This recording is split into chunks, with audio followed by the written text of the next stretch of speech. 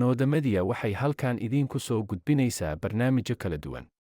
Banooda Media haddii aad member ama xubi ka tahay, waad mahadsan tahay. Haddii aadan member ka ahayn, fadlan nagu soo biir. Mahadsanid. Barnaamijka ama mowduuca maanta wuxuu ku saabsan yahay caddaynta jirka ama maqaarka skin bleaching. Dhegaysi wacan. Caddaynta maqaarka skin bleaching or lifting qaybta koowaad. Allah abuurkiisa marka aad u fiirsatid ama aad ku fikirtid, waxaad garan kartaa ama dareemi kartaa awooddiisa xooga badan oo aan lahayn wax lagu qiyaaso ama lagu matilo. Wax kasta ama shay kasta oo adduunyada ku sugan Allah uma abuurin micno daro, waxay ku fadhiyaan micno weyn oo waxtar leh.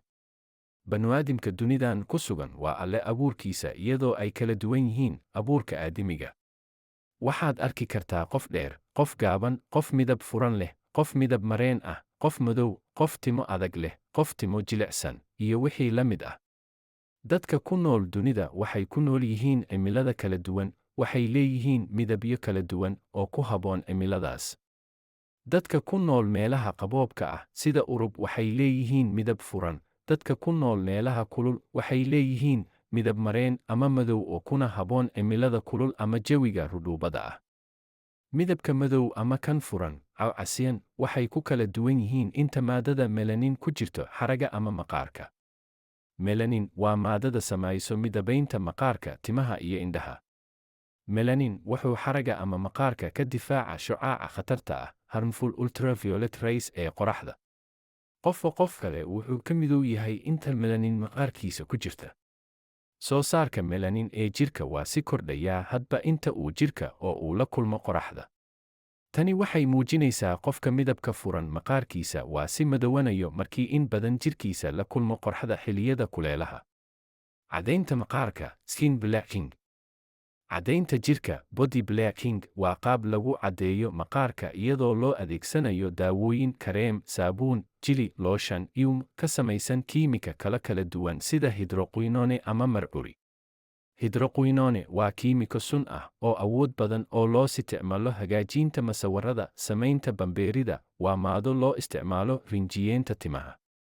Mercury oo qaabka mercury, chloride ammoniated mercury, waa sun khatar ah, waxayna sababtaa ama keenta cudurka kansarka, kansar. Caafimaad ahaan daawooyinka loo adeegsado iscadaynta waxaa loogu talagalay in lagu daawiyo maqaarka markuu midabka isbedlo ama kala jaad noqdo sida qofka uurka leh, carruurta neebka loo xiro, qofka waayeelka barbar markuu maqaarka yeeshto, iyo midabka oo isbedelo ama rogmo waxa uu sabab ah melanin oo bato ama uu yaraado. Sida laga warqabo, caddaynta maqaarka waxay asalkeeda ka timid dadka Afrikaanka Mareykanka 1930. Maanta dadka iscadeeya oo rag iyo dumarba leh, haba u badnaadaan haweenka, waxaa laga helaa meelo badan ee adduunka gaar ahaan waddamada loo yaqaano Sub-Sahara Afrika. Maxaa ku khasbay qofka ama shakhsiga in uu iscadeeyo? Dadka wax ka qoray arrinta iscadaynta waxay ka wada siman yihiin in caddaynta maqaarka ay leedahay dhibaatooyin fara badan. Waxaa ku qasbay in uu iscadeeyo qofba si ayuu u arkaa. Gabar la yiraahdo Hannah Akeke oo xubin ka ah Headliners Outreach Project Subway ee waddanka Ingiriisiga wax ka qortay waxaa dadka ku qasbo in ay iscadeeyaan. Waxay tiri, cadaadis, pressure, qofka uu isu arko in uu ka fool xun yahay asxaabtiisa oo midabka furan, isla markaas isu arko in uu yahay qof laga tegay oo naftiisa dembi ka galay, oo markaas u arko in xalku uu yahay in uu iscadeeyo. Muuqaalka dadka maseera dadka kale uu rabo in uu noqdo sida kuwa kale, qofkaas uusan ku faraxsanayn jirkiisa ama midabka maqaarkiisa. Midabta koor, dadka qaar ayaa ku raaxaystaan dad kale dhibtooda, waxay si xaqarin wax ugu sheegaan qofka jirkiisa, midabkiisa, waddanka uu ka yimid iyo taasi oo keenta in uu qofka u arko iscadaynta in ay xal tahay. Dadka qaar ayaa xitaa wax ka beddela muuqaalkooda.